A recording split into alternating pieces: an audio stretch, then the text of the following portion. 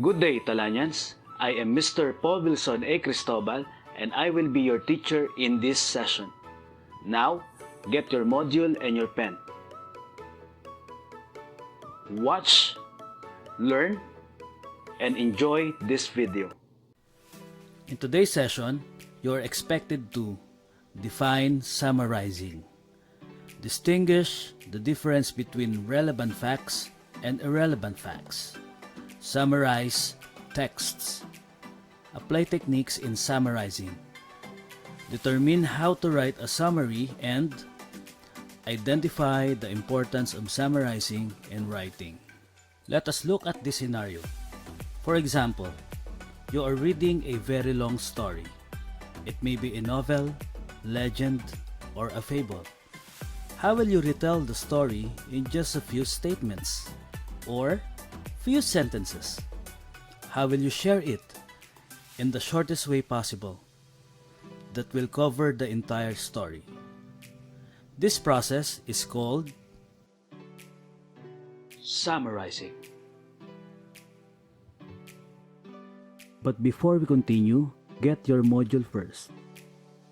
Let's answer looking back. Look at the pictures and identify whether it is fiction or non-fiction.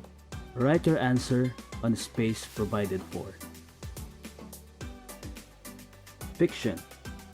These are texts, articles, or stories which are not true. They are made from the imagination of the writer. It means that all of these texts are not real and made only for entertainment.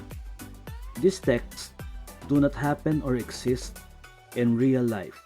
They are written to teach lessons in life. While non-fiction, these are texts, articles, or stories based on reality. They are true events. They have scientific basis and explanation. In short, they are facts that cannot be changed. Most are informative and educational. Now let's move on to our main topic, which is summarizing. Summarizing is defined as taking a lot of information and creating a condensed version that covers the main points. An example of summarizing is writing a 3 or 4 sentence description that touches upon the main points of a book. Summarizing is about getting the most important details from a text in your own words. What is a summary? A summary is a brief statement or restatement of main points. In a story, a summary is a shortened retelling of an original text in your own words.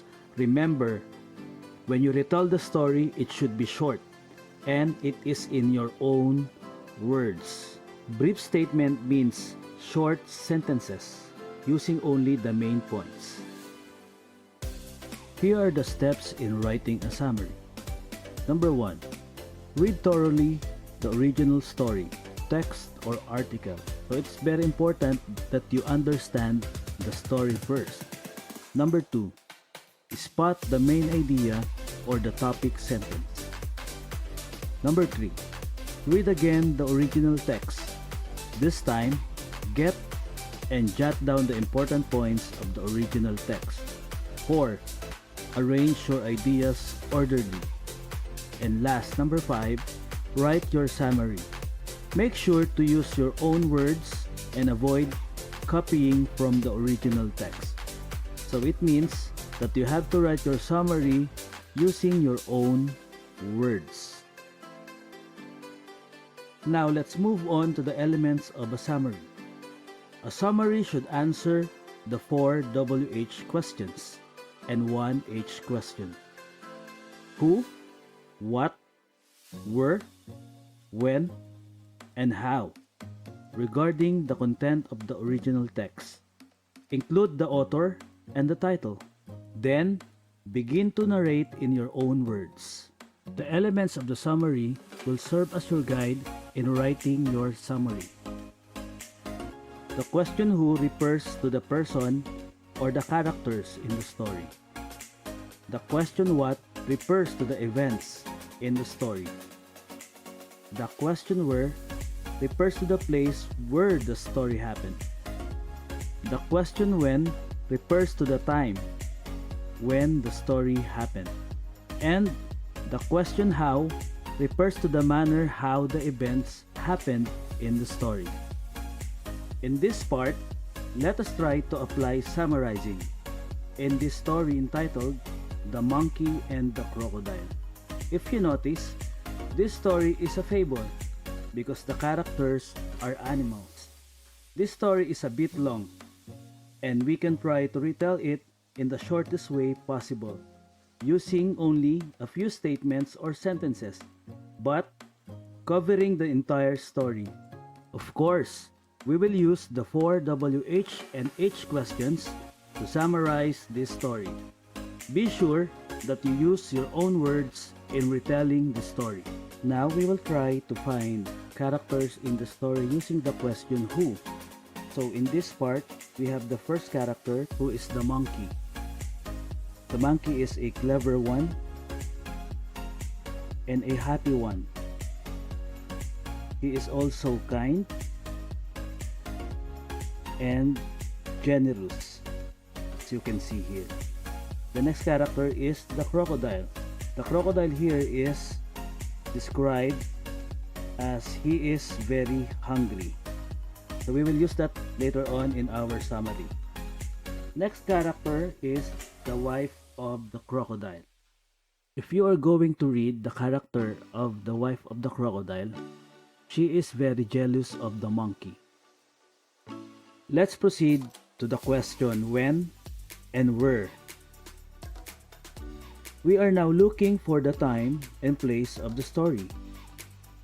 In this story, we have 3 places. The tree where the monkey lives. The river where the crocodile swam looking for food. And last is the house of the crocodile and his wife. There is no specific time in the story, so we can just guess or give our own time in the story when we write our own summary.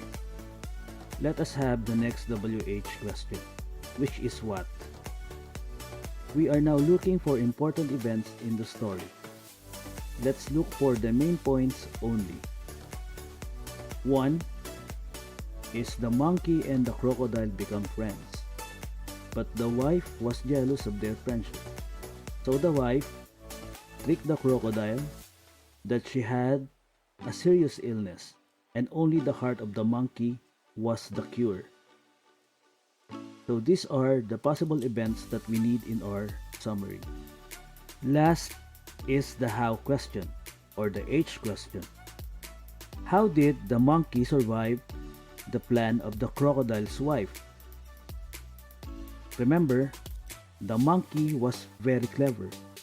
So, he also tricked the crocodile that he left his heart in the tree. They returned to the tree and the monkey went to the tree for safety. Now, let us put this key information in our summary. Here is the summary of the monkey and the crocodile. Again, do not forget to include the name of the writer in the summary.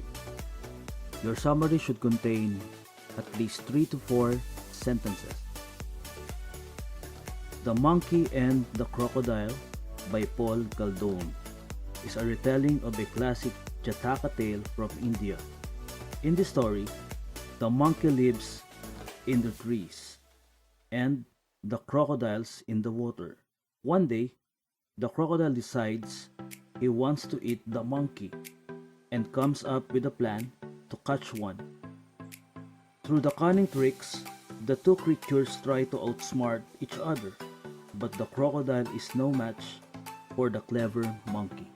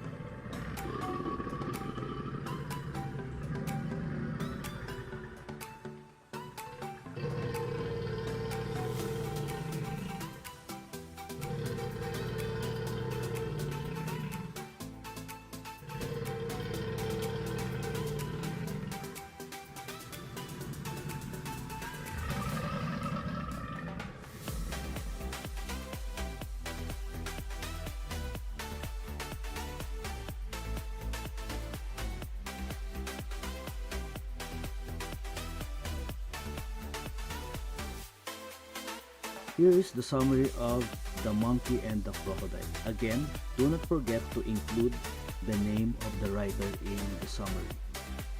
Your summary should contain at least 3 to 4 sentences. The Monkey and the Crocodile by Paul Galdone is a retelling of a classic Jataka tale from India. In this story, the monkey lives in the trees and the crocodiles in the water. One day, the crocodile decides he wants to eat the monkey and comes up with a plan to catch one. Through the cunning tricks, the two creatures try to outsmart each other, but the crocodile is no match for the clever monkey. It is time to answer the activities in your module. Enjoy! There you have it, guys. I hope you learned something from this video. Again, I am Mr. Wilson A. Cristobal saying, stay safe and God bless. Thank you. Goodbye.